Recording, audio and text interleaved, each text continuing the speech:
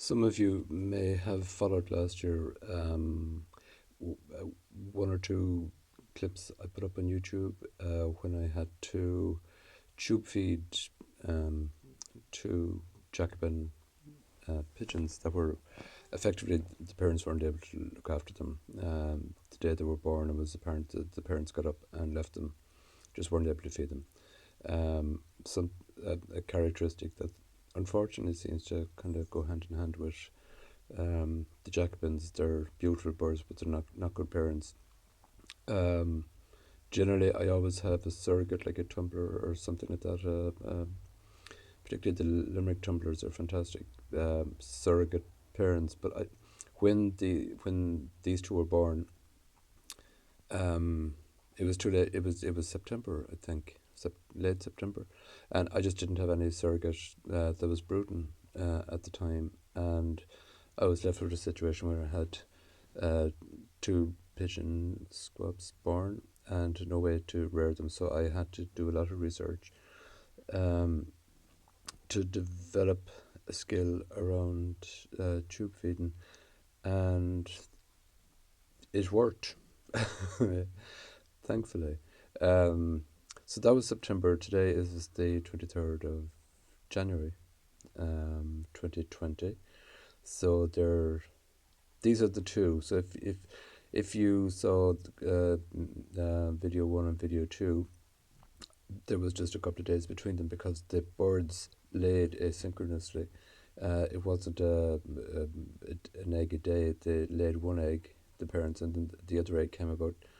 I don't know. I think it was about 4 days later or something kind of odd like that. So there was a difference in the two birds, in the two chicks rather. There was a couple of days difference between them. But this is them now, and in the background you will see two that came after that. So it turned out to be kind of a prolific autumn, considering that the parents hadn't bred at all year, and then come facing into winter, they start popping these eggs and just not knowing what to do with them. These are the two. I'm going to try and see if I can let you see a close up of them.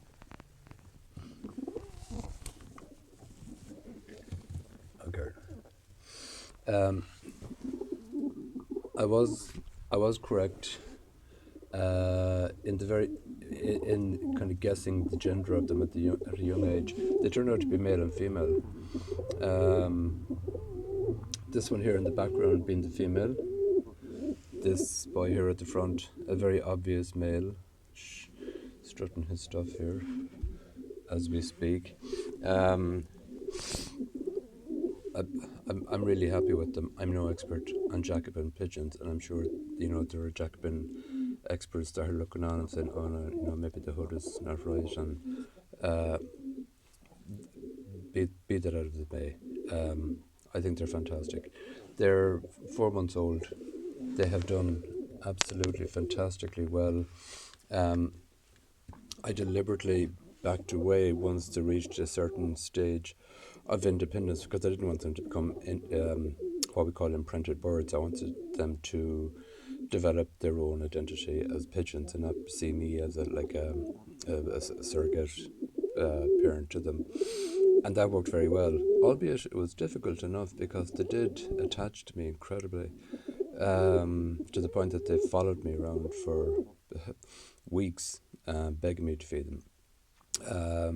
But they got over that coming into the winter months. The female at the back, you'll see, or is there a difference? I always imagine that the male looks, well, along the background, he is darker. It's only now on the front part of the feather arrangement on the face here that he got this white flecks. He was kind of more raven black all the way through. I think this lady is fantastic. But I'm probably a bit biased about that. But I think she's beautiful. She's quite a docile bird. This fellow is a real. He's just kind of finding his own masculine kind of protective, territorial kind of instinct. So even though he's still very friendly with me if I take him, but when he's with the female, which albeit is a sibling, he's very protective of her. Now she's obviously too young to lay or anything like that yet, but it's just interesting to watch him being protective towards her. I will get a new mate for him. Uh, I probably would have liked if the feathers came a little bit tighter, closer to the face, which I understand is particularly the American jacobin breeders look for. As I said, he is young yet. He has got a lot of development to do. I think a lot of times with pigeons, I often associate pigeons with a breed of poultry that I breed called Sarama. They're a tiny Malaysian bantam. They never really reach their true potential until they're about a year old. So when the Saramas are young cockbirds, you might think, oh God, they're not going to make show quality, or they're not going to be good kind of display birds, or but you could be so wrong, or I have been so wrong on that, and give them a year and they turn into exquisite birds. So I'm always very patient, particularly with the Jacobins as well, because as I said, these are only 4 months yet. Um, and we will see how they will turn out.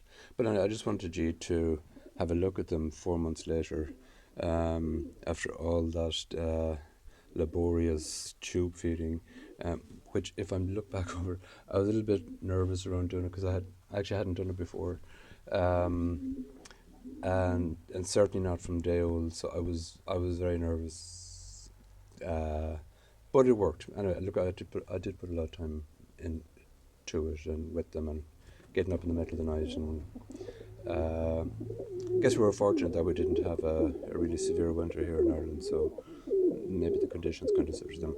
But yeah, that's them, and they're kind of getting ready for kind of spring mode there. And next door here, in this other part of the house, these are two that were born very, very shortly after the two next door. The parents uh, laid two more eggs almost as soon as I took the two that they weren't able to rear from them. Within a week, actually, I think.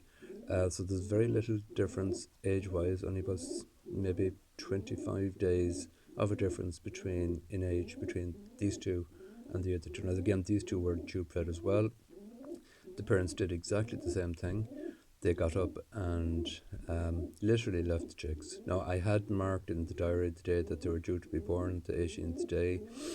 I was watching curiously, and the same thing happened. So it's yeah. Look. Yeah. What can you do? Always make sure to have a surrogate. Again, when these two were born, I didn't have a surrogate hatching, so I had to do the same again. But again, it worked. This one turning towards us here now in the camera, she's much. She's brought much more of that kind of mottled white, black white kind of feature that I love. And the one, the smaller one, that I think is a little female here, it's very much kind of like the monk kind of, the black and white, or some people call them the nun kind of, the nun's color. She's lovely. Yeah, she's a lovely specimen of a bird. These are not these. Funny enough, these two were much more independent and less attached to me as the two next door. Don't know why that is, because they got the same amount of attention. Uh, yeah, that's just nature. So that's what they turned out like. As I said, they did very well. I'm very pleased with them. They I have them on a fully balanced diet here now, good mixture of corn and grain and vitamin and supplements added to it over the winter to keep them strong, and they're doing fine. They have their fresh water here at a height above them, and they're safe. Yeah, so I mean, I'm very pleased with how they turned out, but particularly pleased with these two. These two are kind of looking very loved up here in that corner.